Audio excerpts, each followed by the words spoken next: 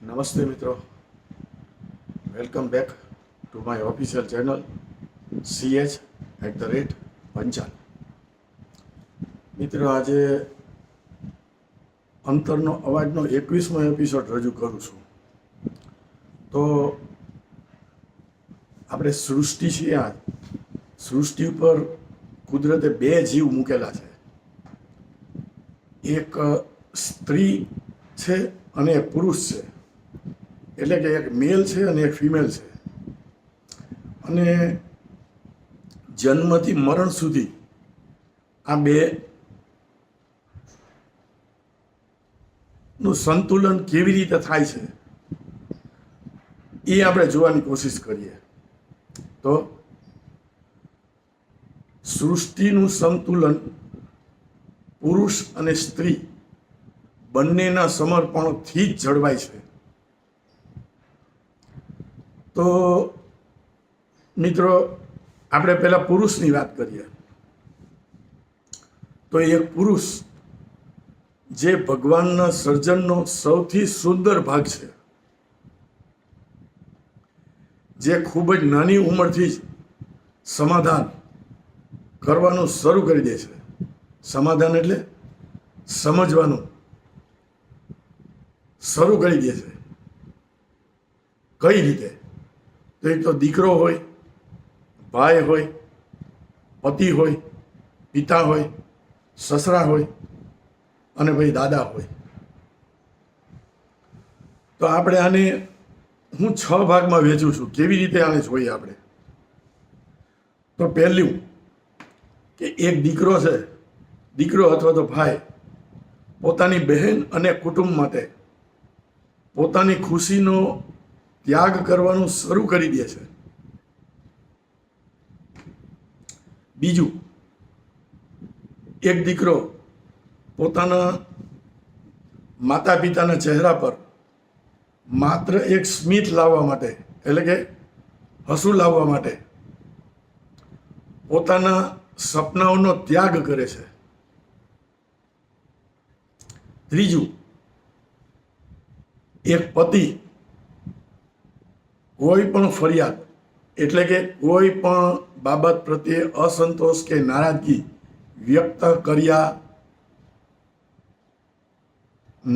વ્યક્ત કરવી એમ કહેવાય એને.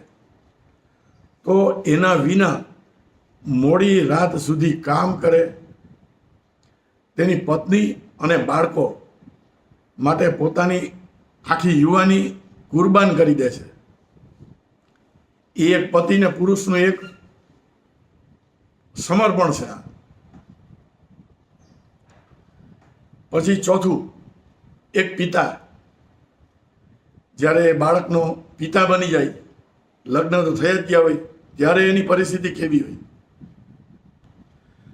તો એક પિતા છે તે બેંકમાંથી લોન લઈને અને આખી જિંદગી તે ભરપાઈ કરીને તેનું ભવિષ્ય બનાવે છે. કારણ કે આ જમાનાની અંદર ઘર મેળવવું, રૂપિયા કમાવા, બાળકોને સંભાળવા, મોંઘવારીની અંદર બહુ અઘરી વસ્તુ છે. એટલા માટે, અને સાધારણ માણસ હોય તો એની પાસે ઘર ન હોય તો એ વ્યક્તિની પરિસ્થિતિ કેવી થાય? એટલા માટે હું કહું છું કે એક પિતા છે એ બેંકમાંથી લોન લઈને અને આખી જિંદગી તે ભરપાઈ કરીને તેમનું ભવિષ્ય બનાવવાની પૂરેપૂરી કોશિશ કરે છે. પાંચમું, એક પુરુષ છે એ ખૂબ જ સંઘર્ષ કરે છે અને છતાં પણ એને એની માતા છે, એ પત્ની છે, એ અને જે જગ્યાએ કામ કરતો હોય, એટલે કે ઓફિસમાં બોસ હોય એનો, તો એનો ઠપકો, એટલે કે એને દબાણ હોય એ સહન કરવું પડે છે. અને આ પુરુષના જીવનની વાસ્તવિકતા દર્શાવું છું. હવે આ જ સમયે તમે જો ભરપૂર જવાનીની અંદર પુરુષની પરિસ્થિતિ કેવી થાય?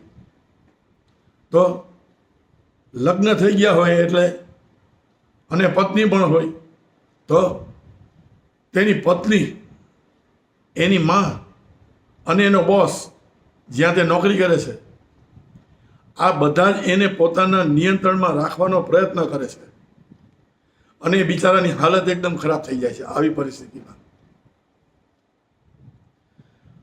આને તમે લાસ્ટલી આને તમે વિચારો તો છેવટે એક પુરુષનું જીવન છે એ માત્ર ને માત્ર બીજાને ખુશીઓ માટે અને સમાધાન કરવામાં જ પૂરું થઈ જાય છે. તો મિત્રો, આ વસ્તુ તમે સમજી પણ શકતા હશો અને હું જે કહેવા માંગુ છું એ તમે બરોબર સમજશો. આ વસ્તુ મેં બનાવેલી છે તો એવું નથી કે હું પુરુષ માટે જ હું આ બનાવું છું, એવું નથી. કારણ કે મેં પહેલાં જ તમને કીધું હતું કે સૃષ્ટિનું સંતુલન છે પુરુષ અને સ્ત્રી બંનેનું સમર્પણ હોય ત્યારે જ આ જીવન તમારું પાસ થાય છે. રાઈટ? તો આપણે જેવી રીતે એક પુરુષ આખી જિંદગી પોતાના પરિવાર માટે ઘસાય છે, તેવી જ રીતે સ્ત્રી એટલે કે ફિમેલ એ પણ ત્યાગ કરે છે, પ્રેમ કરે છે અને સહનશીલતાની એક મૂર્તિ રૂપે એનું જીવન પસાર કરે છે. તો એક સ્ત્રી છે એ ભગવાનના સર્જનનો સૌથી સુંદર ભાગ છે, જે પોતાના જ જન્મથી લઈને અંતિમ શ્વાસ સુધી બિનશરતી પ્રેમ, ધીરજ અને સમર્પણ કરીને એ જીવંત ઉદાહરણ પેદા કરે છે આ જીવનની અંદર. તો જેમ મેં તમને 6 વસ્તુ પુરુષની બતાવી, એવી રીતે હું તમને સ્ત્રીની પરિસ્થિતિ કેવી થાય છે એ હું બતાડવાની કોશિશ કરું છું. તો પહેલાં હું એમ કહીશ કે એમાં એક તો દીકરી હોય, પછી પત્ની થાય, પછી માં થાય, પછી સાસુ થાય અને પછી દાદીમાં થાય. તો આના ફેસ કેવા છે એ સમજવાની કોશિશ કરીએ. તો એક દીકરી તરીકે તે પોતાના જીવનમાં ભળી જવા માટે પોતાના સપના અને ક્યારેક પોતાની ઓળખ પણ છોડી દે છે. એક દીકરી તરીકે તે હંમેશા ઘરની લાજ, મર્યાદા જાળવવા માટે નાની ઉંમરથી સમજદાર બની જાય છે. બરોબર છે? બીજી વાત તો કે તે માત્ર એક વ્યક્તિ સાથે લગ્ન નથી કરતી જીવનની અંદર. તે માત્ર એક વ્યક્તિ સાથે લગ્ન નથી કરતી જ્યારે એના લગ્ન થાય છે ત્યારે, ઘર છોડીને જાય છે ત્યારે, પરંતુ પોતાના માતા પિતા, પોતાનું ઘર અને આખું બાળપણ છોડીને એક અજાણ્યા પરિવારને અપનાવવા અને તેને સ્વર્ગથી મઢવા માટે એટલે કે બનાવવા માટે પોતાનું સર્વસ્વ કુરબાન કરી દે છે. આ દીકરીનો બીજો ફેસ છે. ત્રીજી વસ્તુ, હવે એક દીકરીની નજરમાં એક નવા જીવને એટલે કે એક દીકરી છે એક નવા જીવને દુનિયામાં લાવવા માટે અસહ્ય પીડા સહન કરે છે. એટલે કે બાળક જ્યારે એટલે સ્ત્રી જ્યારે ગર્ભવતી થાય ત્યારે બાળકને જન્મ આપે છે ત્યારે અસહ્ય પીડા સહન કરે છે અને પોતાના સ્વાસ્થ્યની પરવા કર્યા વિના આખી રાત જાગીને પણ પોતાના બાળકનો ઉછેર કરે છે. આ એનું કાર્ય છે. તો જેમ પુરુષ જેવી રીતે હેરાન થાય છે એવી રીતે સ્ત્રી પણ હેરાન જ થાય છે, પણ બંનેનું સમન્વય તમે જો તો અદ્ભુત છે આ વસ્તુ. હવે ચોથી વસ્તુ, હવે ભલે એ ગૃહિણી તો બની ગઈ છે, તો ભલે તે ગૃહિણી એટલે કે હાઉસવાઈફ હોય કે પછી વર્કિંગ વુમન હોય, આજે સ્ત્રીના બે રૂપ હોય છે.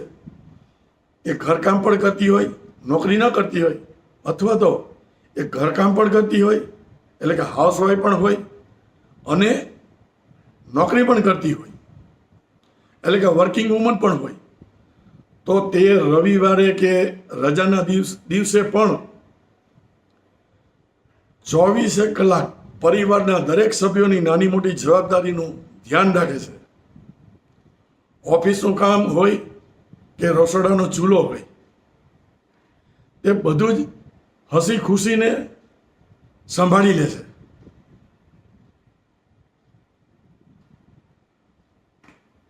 પાંચમી વસ્તુ, તો એ પોતાના હૃદયના હજારો દુઃખ અને દર્દ છુપાવી રાખે છે. ઘણી વખતે પતિનો સાથ ન મળતો હોય તો એ બિચારી કહી ન શકતી એના મા બાપને.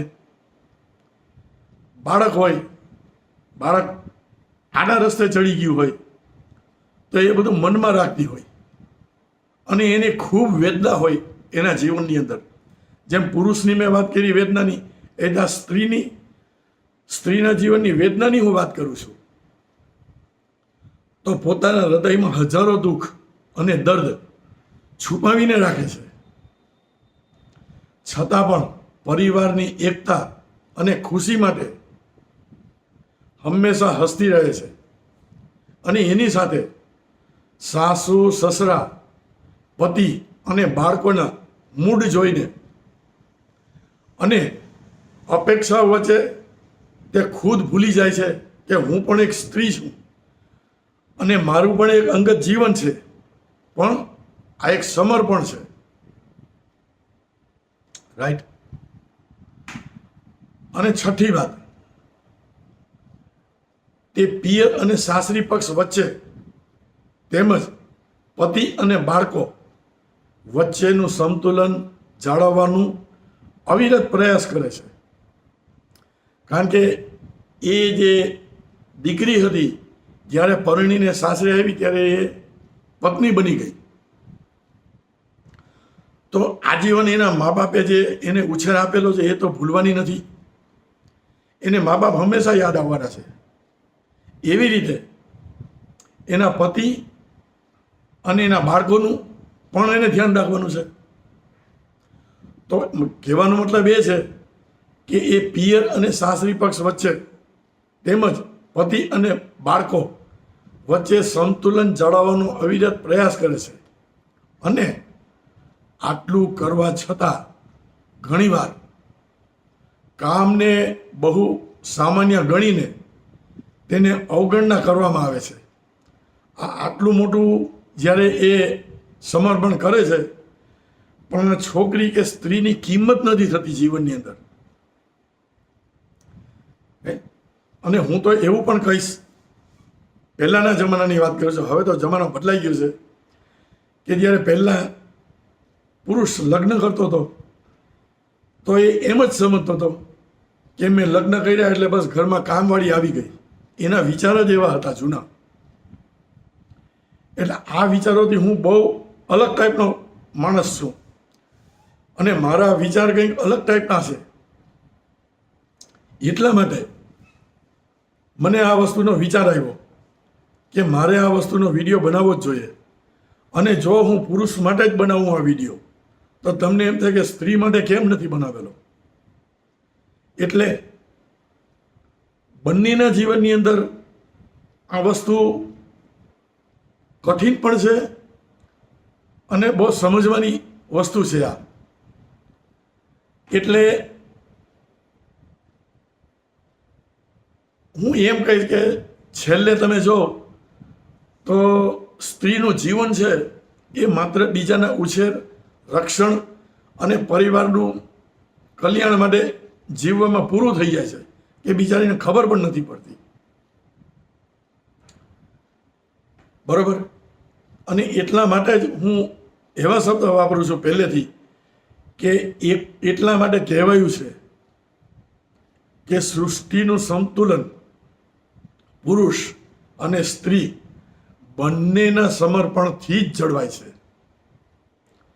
હવે મિત્રો તમે આજકાલ તમે જો તો છૂટાછેડા બહુ થાય છે. એના શું કારણ છે?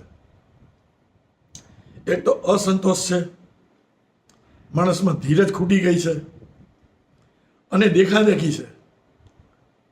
તો આ બધી વસ્તુમાં ધ્યાન ન આપવું જોઈએ.